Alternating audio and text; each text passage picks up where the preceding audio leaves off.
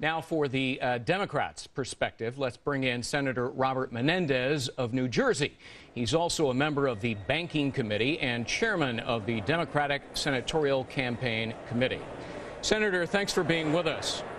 Good to be with you. Fannie Mae, Freddie Mac, and AIG, all of which came to symbolize our financial collapse, are exempt from regulation under this bill, are they not? Well, no. There's going to be subject to the same Consumer Financial Protection Agency. There are going to be two of those entities that you referred to are government-sponsored entities, so they're going to have a separate set of standards that are going to equally be high.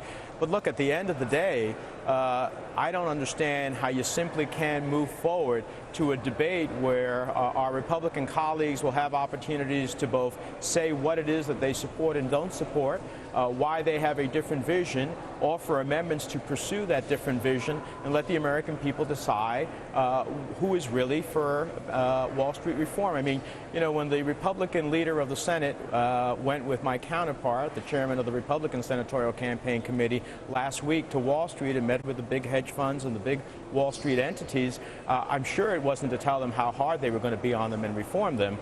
It was to solicit their support, and they came back with a game plan that they're pursuing now, which is no to even moving towards debate. Well, you heard the remarks of your colleague a moment ago, Senator DeMint, about continuing bailouts.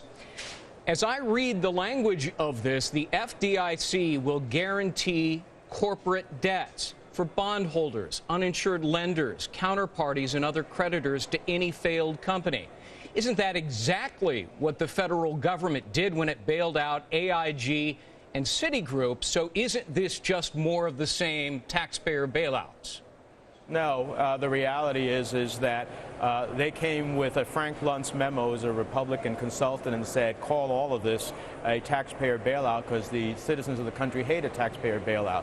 You know, one of the things we seek to do in the bill is to make sure that the big Wall Street entities and the big banks have to prepay for their own funeral should there be a funeral.